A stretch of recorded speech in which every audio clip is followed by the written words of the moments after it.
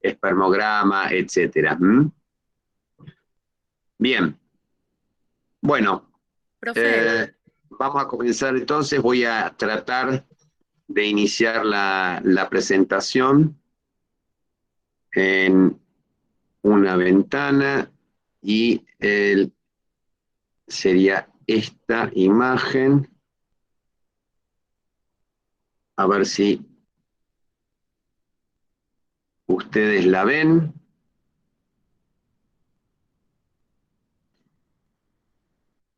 ¿Ven la imagen? Sí, sí, sí. profe. Bueno, y la ven en la pantalla completa. Sí, Oh, se bien, ve. perfecto. Bueno, vamos a Sí. ir avanzando entonces. Ya saben quién soy yo, Pablo Arias, soy el profesor titular de la Cátedra de Fisiología Humana. En nuestra facultad, mi mail es drpabloarias@hotmail.com, eso es por si quieren escribirme. Bueno, también está en el campus, me encuentran en el campus, pero si necesitan escribirme por cualquier duda o cualquier consulta, mi mail lo pongo en el chat. Es este.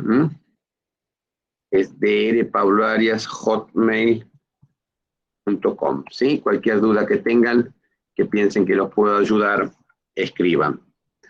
Vamos a tratar entonces se me perdió la clase ahora. Acá está. Bien. Bueno, avancemos.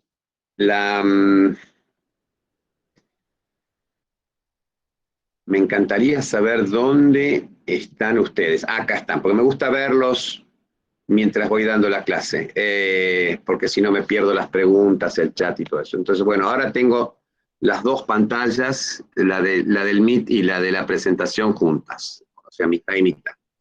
Avancemos. Es indispensable que ustedes manejen conocimientos de anatomía para poder entender la fisiología, así como también de bioquímica, ¿sí? Sin eso es bastante difícil comprender la fisiología, también un poquito de biofísica, aunque en este caso no es tan importante la biofísica en la parte de reproducción.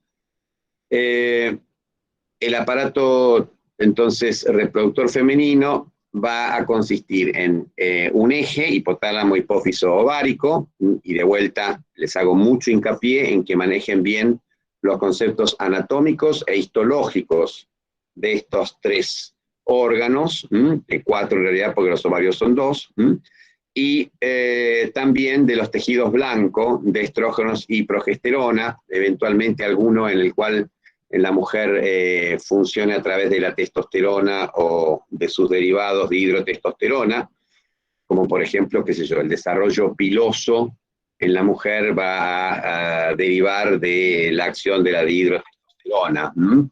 Pero bueno, es un aspecto menor.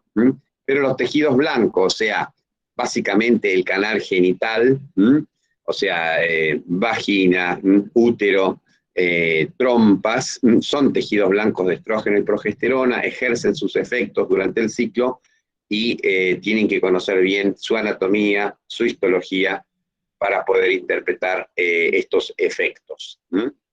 Otro hecho importante entonces que tienen que conocer sí o sí es este gráfico, que en este gráfico se resumen los principales componentes del ciclo menstrual, tanto desde el punto de vista de los cambios en el ovario, los cambios hormonales en estos dos paneles y los cambios a nivel endometrial. Estos serían los más importantes. Esto no significa que no existan cambios cíclicos a nivel de las trompas o a nivel del epitelio vaginal, pero lo más relevante es esto.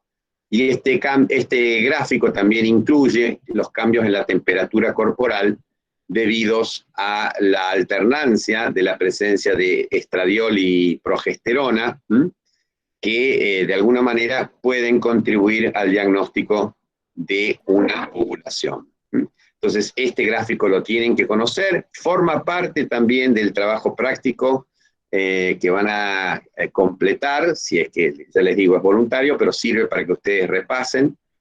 Y acá tenemos entonces los cambios ováricos que se suceden en el crecimiento de un folículo primario para hacer luego un folículo secundario con un mayor número de células de la granulosa, con células tecales, con membrana pelúcida bien marcada, para terminar apareciendo un antro y pasar a ser luego un folículo terciario maduro de de Graaf, que ya mide alrededor de 1 centímetro y que sigue creciendo y sigue produciendo, ahora sí, aceleradamente estrógenos, hasta que se desencadena una señal, después vamos a ver cómo, gonadotrófica, fundamentalmente de LH, que rompe ese folículo, lo lleva a que se transforme en cuerpo hemorrágico, luego ese cuerpo hemorrágico se transforma en cuerpo lúteo, el cuerpo lúteo termina decreciendo, disminuyendo su tamaño alrededor de los días 24 o 25, para entrar luego en la fase de luteolisis. A partir del día 28 los niveles de progesterona caen los niveles de estrógeno y se produce la descamación del endometrio. Esto es lo que caracteriza más o menos al ciclo menstrual. Desde el punto de vista ovárico, desde el punto de vista hormonal, lo más importante de todo, el pico de gonadotrofinas, que va a determinar la ovulación. Y si ustedes se fijan, acá hay varios eventos que están encadenados causalmente. Hay un pico de estradiol que desencadena un pico de gonadotrofinas por un mecanismo de retroalimentación positivo. Después vamos a ver cómo funciona esto. Este pico de gonadotrofinas provoca la ovulación. La ovulación lleva a la formación del cuerpo lúteo. El cuerpo lúteo lleva a la aparición de progesterona. La progesterona termina de producir los cambios endometriales necesarios para la implantación y eventualmente, si el ovocito fecundado que se liberó aquí, si el ovocito que se liberó aquí es fecundado, se va a implantar en el endometrio preparado gracias a estos cambios hormonales y se va a producir una señal que mantiene al cuerpo lúteo. O sea que esta segunda parte o esta última parte no ocurre. ¿Por qué? Porque el cuerpo lúteo recibe una señal proveniente del embrión implantado que evita la luteolisis. Esa señal es la gonadotrofina coriónica humana. Pero cuando no ocurre la fecundación, ese ovocito no se fecunda, no se implanta, y vamos a tener entonces la regresión del cuerpo lúteo y su transformación en un cuerpo blanco o corpus albicans para terminar entonces con el ciclo. La caída de los niveles hormonales produce la constricción de las arterias espiraladas y esta falta de nutrición provoca entonces la descamación del endometrio funcional. Esta historia del folículo comienza alrededor de 2 meses antes, ¿sí?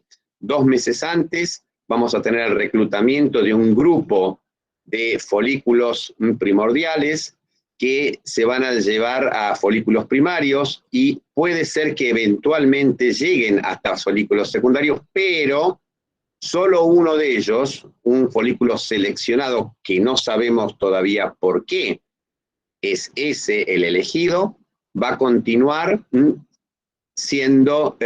transformándose en folículo terciario, y ese folículo terciario, folículo de Graaf, al que llamamos folículo dominante, va a ser el folículo que termine ovulando, transformándose en cuerpo lúteo, etc. ¿Ok? Vamos a ver ahora cuáles son los mecanismos fundamentalmente por los cuales se produce entonces este pico de gonadotrofinas que vemos aquí más en detalle. Aquí vemos entonces los cambios hormonales durante el ciclo. No es necesario, fíjense ustedes, que yo no pongo en el eje valores. No me interesa que sepan los valores. En este momento, lo que sí es importante que ustedes puedan reconocer los perfiles, puedan reconocer que en la primera fase, en la fase folicular, los niveles de FSH son mayores porque están estimulando precisamente el crecimiento de ese folículo que va a ser el folículo dominante. Luego, en la última parte de la fase folicular, aumentan masivamente los niveles de LH, producto de este pico de estradiol que se genera por un mecanismo de retroalimentación positivo intraovárico que vamos a describir a continuación.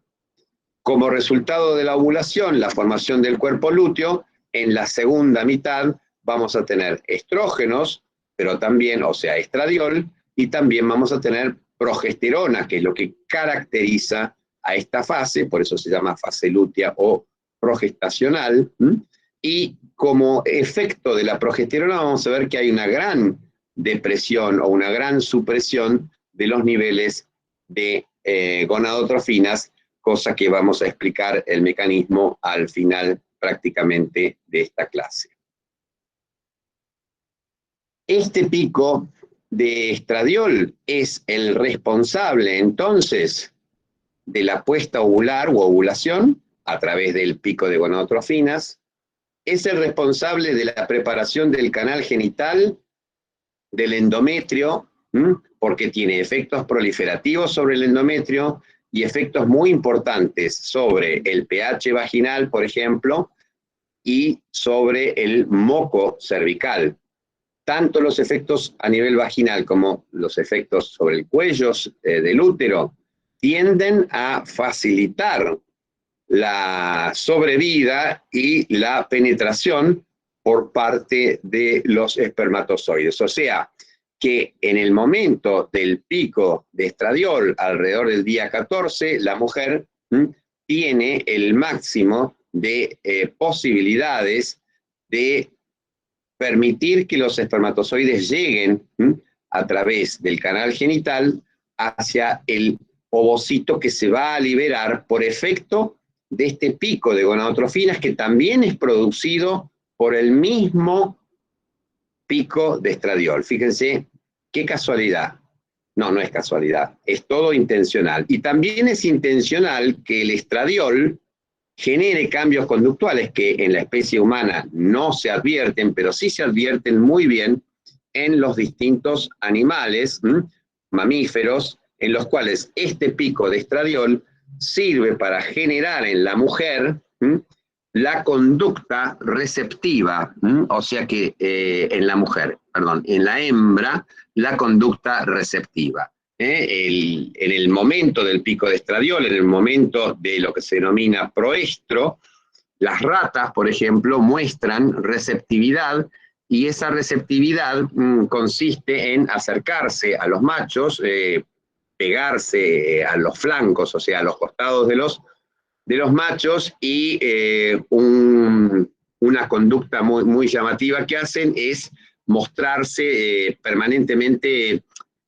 acomodarse los bigotes, y esto parece ser que consiste en una manera de atraer a los machos. No tiene nada que ver con las maneras en las cuales se produce la vinculación entre las parejas de la especie humana, ¿sí? El secreto de todos estos cambios es la retroalimentación. O sea, básicamente el ciclo menstrual funciona como un reloj. Hay un dador de tiempo que sería como el ancla del reloj, que hace que la secreción de gonadotrofinas oscile permanentemente, el generador de pulsos. Pero tenemos un mecanismo que se pone en marcha a partir de cierto momento que desencadena un pico de gonadotrofinas. Entonces, el sistema es un sistema cerrado. Después vamos a ver que no es tan cerrado y que hay influencias de otras partes del cuerpo que pueden modificar su funcionamiento. Pero básicamente el sistema funciona como un mecanismo de relojería en el cual los órganos periféricos, los ovarios, retroalimentan controlando la secreción de gonadotrofinas. El estradiol, que se sintetiza a nivel ovárico, tiene efectos propios sobre el ovario y sobre la unidad hipotálamo-hipofisaria. Y este efecto, durante la mayor parte del ciclo, es negativo. O sea, si nosotros le extraemos los ovarios a un animal de experimentación, ese animal va a aumentar los niveles de gonadotrofinas. Cuando la función ovárica se retira en la etapa del climaterio, las gonadotrofinas suben, y la extirpación de los ovarios en una mujer joven, por ejemplo, a causa de un tumor ovárico que puede llegar a ser bilateral, y se produce entonces una extirpación bilateral, una oforectomía bilateral, esa mujer va a presentar niveles muy altos de gonadotrofinas. Entonces, en el efecto neto de la secreción ovárica, tanto de estrógenos como de progesterona, como de inhibina, no hay que olvidarse, es negativo, es una retroalimentación negativa. Sin embargo, durante los días previos a la ovulación, los días 8, 9, a partir de los días 8, 9 de la fase folicular, este efecto se modifica y se transforma en un efecto positivo, y es el responsable entonces del aumento preovulatorio de las gonadotrofinas. Aquí tendríamos esquematizado entonces las relaciones dentro perdón, de los componentes del eje hipotálamo hipófiso ovárico, la GnRH o luteoliberina o gonadoliberina, el decapéptido actuando sobre la adenohipófisis, esa adenohipófisis, las células gonadotropas produciendo LH, FSH, que estimulan la función ovárica, después vamos a ver cómo, y los dos compuestos principales, esteroideos, estradiol y progesterona, retroalimentando la progesterona en forma negativa, y el estradiol en forma negativa gran parte del ciclo, pero positiva durante un breve periodo del mismo. Y lo que vamos a tener aquí es también la producción de inhibina ovárica, que también va a retroalimentar en forma negativa. Como dijimos, hay estructuras extrahipotalámicas, por ejemplo el sistema límbico, o porciones de la corteza que pueden ejercer efectos moduladores de esta función hipotalámica, y de lo cual vamos a dar algunos ejemplos al final de la clase. Otro concepto funcional muy importante que tienen que recordar es el mecanismo por el cual ejerce su acción los distintos compuestos hormonales, que son liberados entonces por células especializadas, formando o no glándulas. En este caso tenemos en el hipotálamo neuronas que liberan hormonas, la GnRH, que va a parar a los vasos portales, y que por los vasos portales va a llegar a las células adenohipofisarias.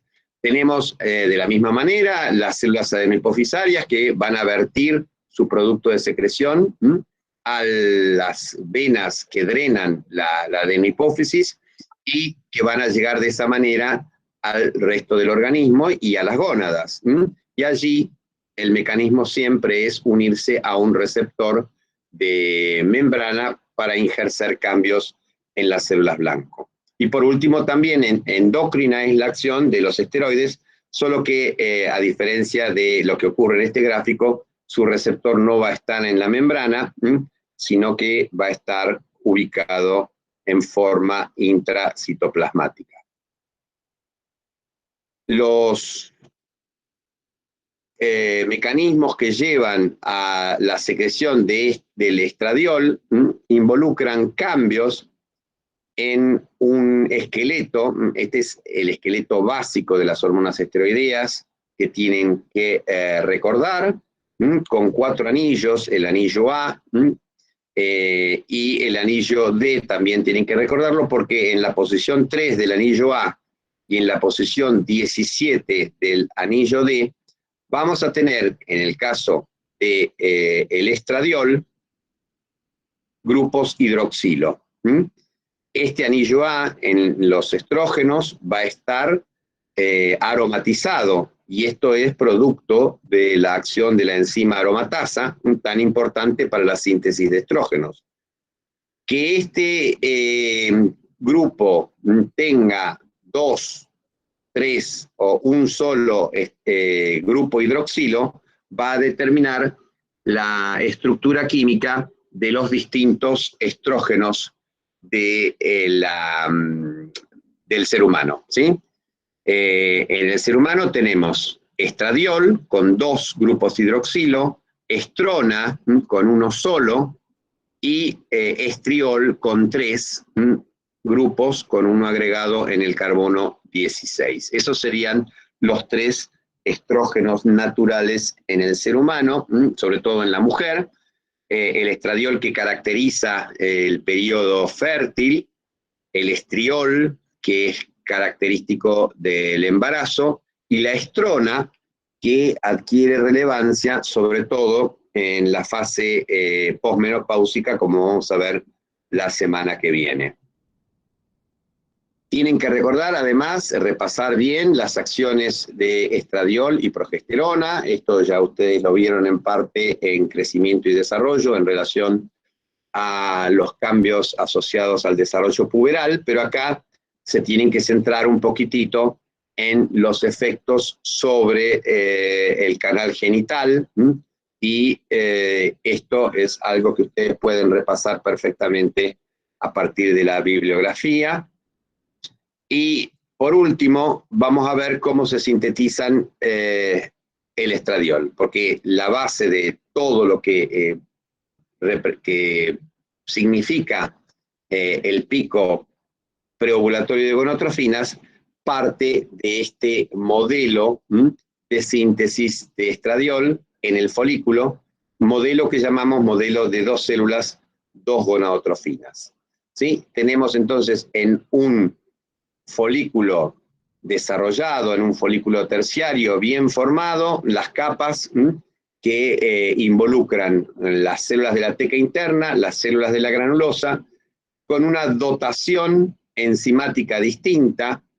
Las células de la teca interna tienen el complejo denominado de la 17 hidroxilasa, que le permite transformar la progesterona en androstenediona, el primer andrógeno, y después esta androstenediona se puede transformar en testosterona. En cambio, en la célula de la granulosa, ese complejo de la 17 aromatasa no existe, por lo cual el colesterol que puedan llegar a captar puede eventualmente sintetizar progesterona, pero no pasa de eso. La síntesis de estradiol que tiene lugar en la célula de la granulosa se realiza a partir de precursores androgénicos, androstenediona y testosterona, que provienen de la célula de la teca. Y la enzima encargada de esto es la aromatasa. Esta aromatasa está bajo el control de la FSH a través de los niveles de AMP cíclico. O sea que cuando actúa la FSH va a aumentar los niveles de AMP cíclico y a través de la proteína quinasa A va a inducir la actividad de la aromatasa. ¿Qué ocurre alrededor de los días 8, 7, 8, 9 y en adelante? Va a ocurrir que a medida que aumentan los niveles de estradiol, se va a instalar un mecanismo de retroalimentación positivo dentro del mismo folículo, o sea, un mecanismo ultracorto que también llamamos mecanismo de autocebado o self-priming. El ovario tiene estradiol, el folículo, perdón, tiene estradiol, ese estradiol aumenta el número de receptores de FSH y aumenta la actividad de la aromatasa, con lo cual ese folículo secreta más cantidades de estradiol que a su vez aumentan el número de receptores de FSH y aumentan la actividad de la aromatasa, y esto se transforma entonces en un mecanismo reverberante de feedback positivo que hace que cada vez haya más estradiol. Y en segundo lugar, este mecanismo hace que este folículo exprese la mayor cantidad de receptores de FSH de todos los folículos que fueron reclutados 2 meses antes. Con lo cual, este folículo puede funcionar con niveles relativamente bajos de FSH, transformando entonces los andrógenos en estrógenos. Si no ocurre esto, que no sabemos en realidad por qué ocurre, pero si este mecanismo no se da, que el folículo aumente la cantidad de estrógenos, los estrógenos aumenten los receptores de FSH, aumente la aromatasa, y se aumente en forma reverberante los niveles de estradiol, los niveles de andrógenos van a ser superiores a los de estrógenos, y en el folículo que eso ocurra, no va a haber progresión a folículo terciario, sino que va a haber regresión, y ese folículo va a ir entonces a formar parte de los folículos que se pierden. Segundo impacto, el impacto del pico de estradiol sobre la función adenohipofisaria. La función adenohipofisaria, como ven ustedes aquí, si nosotros inyectamos GnRH acá en dos momentos separados por aproximadamente 2 horas, vamos a ver que se produce un estímulo de la secreción de gonadotrofinas, y esto ocurre en la fase folicular temprana. Si yo repito este mismo estímulo en la fase folicular tardía, vamos a ver que los niveles de LH que se secretan son mucho mayores. ¿Cómo se explica esto? Esto se explica porque los niveles elevados de estradiol, que son característicos de la fase folicular tardía, aumentan la sensibilidad de las células gonadotropas a la GnRH. O sea, que acá tenemos una explicación del feedback positivo a nivel adenohipofisario. Los niveles altos de estradiol van a aumentar el número de receptores para GnRH, y de esta manera la hipófisis puede secretar más cantidad de GnRH ante el estímulo hipotalámico que le llega por vía portal. ¿Cómo se produce ese estímulo? Y ese estímulo se produce por el mecanismo que ustedes ya conocen del generador de pulsos. Tenemos una neurona GnRH ubicada en el núcleo arcuato, en el núcleo ventromediano, en realidad no es una, tenemos 1000 aproximadamente, que son sincronizadas por este mecanismo, otro modelo de funcionamiento que se conoce con el nombre de generador de pulsos. Y este modelo consiste en una neurona estimulatoria, que puede ser glutamatérgica o contener al neurotransmisor quispeptina, que también es un factor estimulante, y también tenemos una neurona inhibitoria, o varias neuronas inhibitorias, que pueden tener el neurotransmisor GABA, o también un opioide denominado dinorfina, o también pueden ser neuronas de otro tipo. El hecho es que los pulsos de GnRH se dan por la alternancia rítmica del funcionamiento de los estimuladores y de los inhibidores, controlados, y esto es muy importante, por los niveles de estradiol. Cuando está presente el estradiol, se produce un aumento de las señales estimulatorias y se inhiben las señales inhibitorias, con lo cual se va a producir un aumento de la frecuencia y de la amplitud de los pulsos de GnRH. Entonces, vamos a tener como resultado del aumento de los niveles de estradiol un incremento de la función a nivel del propio folículo, a nivel de la adenohipófisis y a nivel del hipotálamo, que implican un aumento de la liberación de gonadotrofinas. Fíjense, este es el esquema de funcionamiento basal del hipotálamo, donde registramos aumento de la actividad eléctrica, esto sería de las neuronas GnRH, y cada aumento de la actividad eléctrica en el hipotálamo medio basal implica un aumento de la secreción de gonadotrofinas, en este caso de LH, debido a la liberación de GnRH hacia la sangre portal. Esta frecuencia se incrementa significativamente en presencia de estradiol. y disminuye significativamente en presencia de progesterona. Asimismo, esta frecuencia es indispensable para que el eje funcione. Si yo altero la frecuencia, por ejemplo, en vez de tener picos cada 60-90 minutos, aplico inyecciones de GnRH que producen niveles constantes de esta hormona, el eje deja de funcionar. Si yo vuelvo a aplicar cada 60-90 minutos un pulso, el eje vuelve a tener funcionamiento normal, medido por los niveles de LH. Si yo disminuyo la frecuencia de la pulsatilidad, la función decae. Y si vuelvo a 60-90 minutos entre cada pulso, esa función se recupera. Esto significa que la pulsatilidad normal de la GnRH es indispensable para el funcionamiento de la secreción de gonadotrofinas y del eje, y es responsable también entonces de mantener un número apropiado de receptores para GnRH en la adenohipófisis. Fíjense acá, tendríamos el resultado de lo que se va a generar en animales de experimentación si yo aplico distintas cantidades de estrógeno y durante distinto tiempo.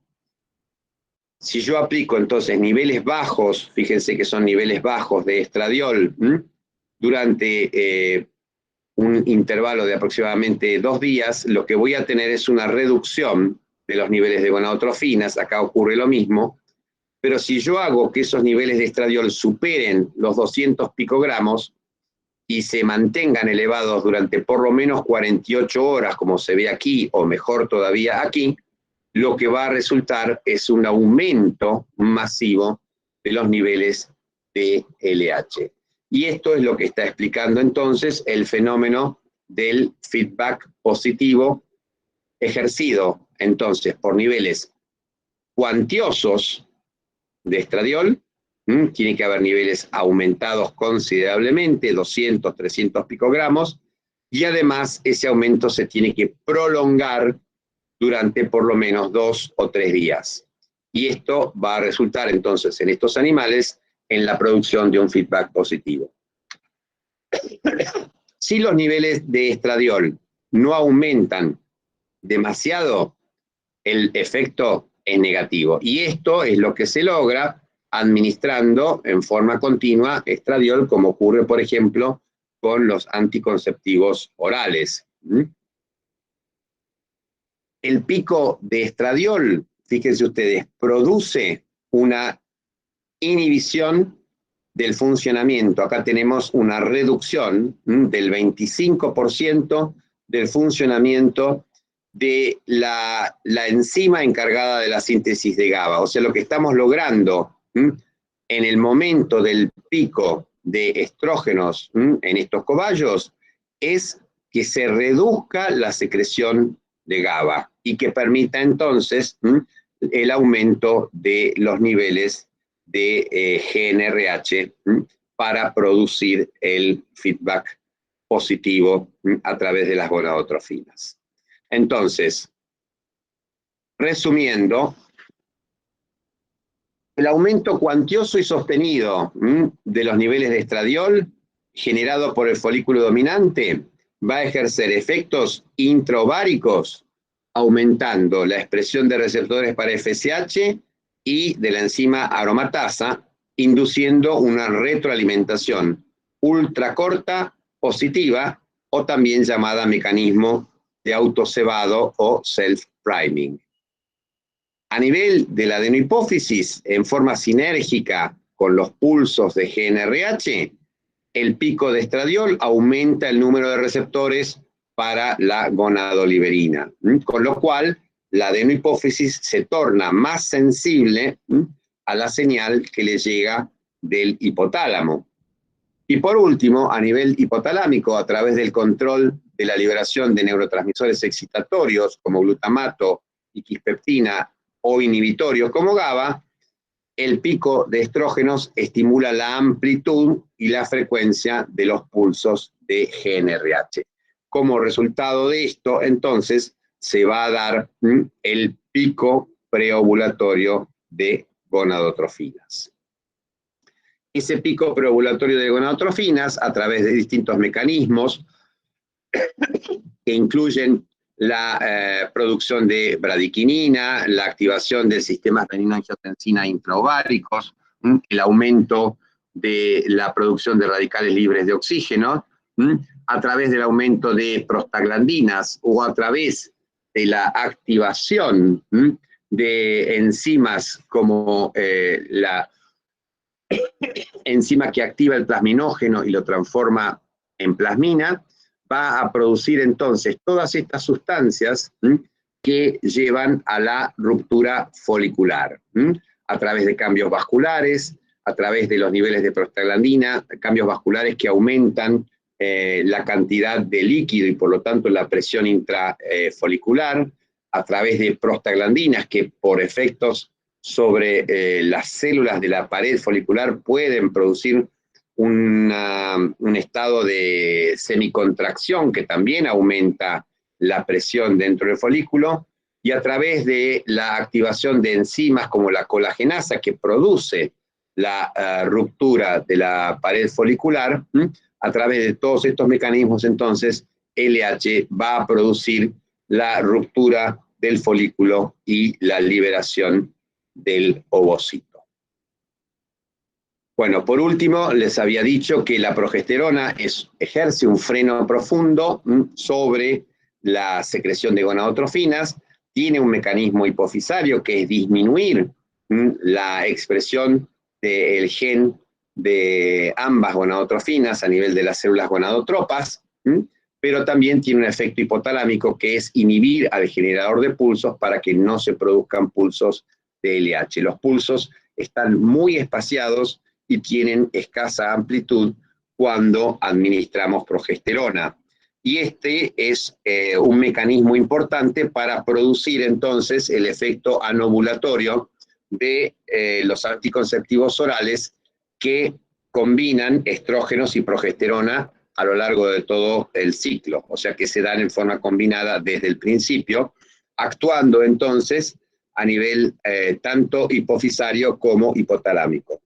Y no se olviden también que estos anticonceptivos, al tener progesterona, van a producir efectos locales a nivel de la vagina y del cérvix uterino que van a dificultar, entonces, le van a hacer la vida difícil a los espermatozoides, cambiando el pH vaginal, por ejemplo, y también van a impedir o van a dificultar su penetración al cambiar las características del moco cervical, tornándolo espeso, poco penetrable por parte de los espermatozoides. Y para terminar, ahora sí, tenemos mecanismos que provienen desde otros lugares del sistema nervioso, como el estrés psicológico, que se tramita a nivel del sistema límbico, que va a producir un aumento de neuronas, de la acción de interneuronas inhibitorias, como las neuronas productoras de CRH, o las neuronas de GABA, del hipotálamo, que van a frenar entonces a las neuronas estimulatorias y a la neurona GnRH, con lo cual se reducen los pulsos, y es un efecto conocido del incremento del estrés psicológico, las alteraciones en el ritmo menstrual y la disminución de la fertilidad. Y este mecanismo entonces es el que explicaría por qué se producen las alteraciones del ritmo que llevan a la aparición de faltas menstruales a veces prolongadas. El término técnico es amenorrea de origen hipotalámico. De la misma manera, existen factores que en el caso de atletas que entrenan en forma, digamos, continua y un número importante de horas al día, este aumento del ejercicio físico libera opioides, libera CRH, la hormona liberadora de adrenocorticotrofina, que son factores inhibitorios del eje, y esto puede llevar también a un cese de las menstruaciones, o sea, alteraciones del ritmo. Es otra causa de amenorrea hipotalámica, el aumento de actividad física exagerado. De la misma manera también el aumento la disminución de la grasa corporal puede estar generando, a través de la disminución de los niveles de leptina, un cese o un retraso en la producción de los ciclos menstruales. Y también mecanismos infecciosos, esto es poco común en el ser humano, pero tiene importancia en la veterinaria, sobre todo en la ganadería, el hecho de que animales crónicamente infectados con bacterias que produzcan, por ejemplo, lipopolisacárido bacteriano, que forma parte de la pared de ciertas bacterias, activen a los macrófagos. Los macrófagos, como ustedes saben, secretan interleuquinas, y estas interleuquinas pueden estar activando la secreción de GABA a nivel hipotalámico y frenando la producción del eje, con lo cual estos animales tienen trastorno de fertilidad, lo que ocurre o lo que genera entonces problemas en la reproducción, y esto tiene importancia para los productores, obviamente, de ganado. Bien, esto es todo por ahora. Tenemos unos 5 minutitos para hacer preguntas. Si no tienen ninguna pregunta en este momento, podemos retomar el tema mañana a las 2 de la tarde, cuando tengamos la consulta. Así que voy a levantar esta presentación, a ver dónde dice dejar de presentar. Acá dice dejar de presentar. Bien. Y vamos a escuchar si tienen alguna pregunta. Alejandrina pregunta, las primeras menstruaciones suelen ser anovulatorias. Mi duda es, si no hay cuerpo lúteo y por ende no hay caída de progesterona y estrógenos, ¿cómo se produce el desprendimiento del endometrio? Bueno, es una muy buena pregunta, Alejandrina. Durante los primeros ciclos, que son anovulatorios, son ciclos monofásicos, recuerden el tema.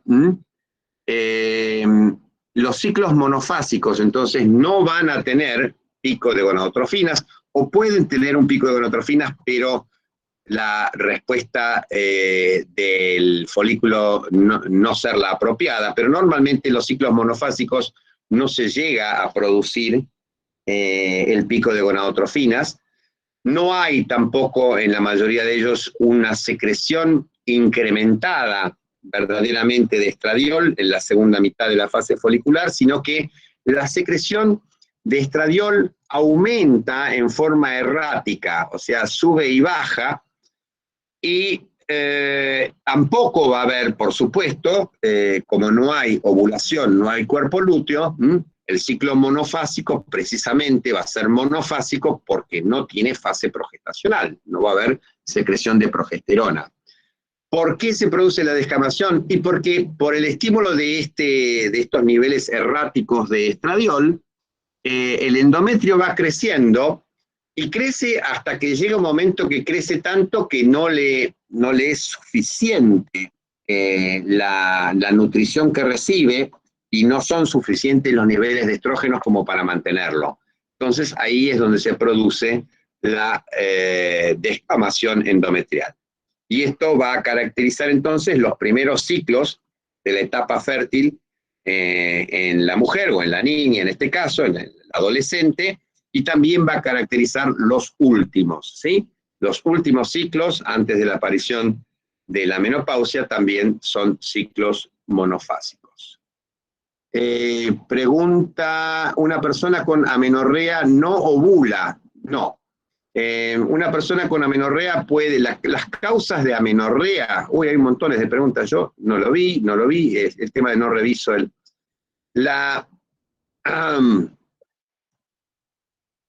las causas de amenorrea no son solo problemas hormonales, las causas de amenorrea son múltiples, ¿sí? Una mujer que tiene un trastorno infeccioso a nivel endometrial puede tener una amenorrea, ¿de acuerdo? Entonces no es solo la amenorrea un problema de tipo hormonal. Así que la amenorrea significa que no hay menstruación. Eventualmente esa persona suele no tener ovulación, pero no es siempre así, porque depende mucho de la causa. Cuando llegue la gineco van a ver las distintas causas de amenorrea y ahí vas a tener tu respuesta, Diego. La pulsatilidad de GnRH es permanente, caracteriza el funcionamiento del eje. En el climaterio se puede mantener, inclusive se puede exagerar porque no hay progesterona, pero obviamente por más que aumente los niveles de GnRH y de gonadotrofinas, no hay gónada que responda, porque el ovario está de alguna manera agotado, María Ángeles. Bien. Eli pregunta si, no, las menstruaciones anovulatorias, el folículo se vuelve atrésico. No se compliquen. Decir menstruaciones anovulatorias no es del todo correcto. Para los ginecólogos, los ciclos anovulatorios no tienen menstruación, tienen una hemorragia, un sangrado que no es considerado sangrado menstrual, pero es un problema técnico. El folículo, sí, los folículos que se reclutan y no llegan a tener su desarrollo, o los folículos que se desarrollan también, al haberse reclutado, van a iniciar su camino a la atresia. O sea, una vez que dejan el estado de folículo primordial, es irreversible que ese folículo vaya a la atresia, haya ovulado o no. ¿De acuerdo? Y por eso es tan importante la función de la hormona antimuleriana en la mujer, que está manteniendo el número de folículos primarios lo más elevado posible. O sea, está cuidando que los folículos primordiales no maduren, porque cuando maduran se van a lanzar irreversiblemente al camino de la atresia. Bien. Profe, a mí me quedaron un par de dudas de la parte de la fase folicular. Si todos los folículos que son reclutados cambian su patrón enzimático para la síntesis de estradiol o solamente el dominante. No, solamente, o sea, esto no se conoce bien. O el folículo dominante cambia su patrón enzimático, cosa que es poco probable. Lo más probable es que ese folículo dominante tenga un factor intrínseco que aumenta la sensibilidad, o sea, la capacidad que tiene ese estradiol para aumentar la síntesis del receptor para FSH y de la aromatasa. Y lo hace entonces tan eficaz. ¿De acuerdo? Dale. Y la otra era, si todos los folículos aumentan sus receptores de FSH, ¿por qué solo uno se termina de madurar y el resto se atresia? Yo te acabo de explicar que no todos los folículos aumentan sus receptores para FSH, solo el folículo dominante lo hace. ¿Sí? Okay. Entonces, aquellos folículos en los cuales no aumenta el receptor de FSH no tienen una síntesis de estrógenos tan elevada. La relación andrógenos-estrógenos favorece a los andrógenos y eso los lleva a la atresia.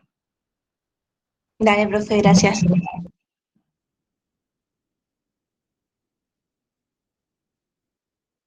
Profe, Bueno, yo gente, tengo... vamos a...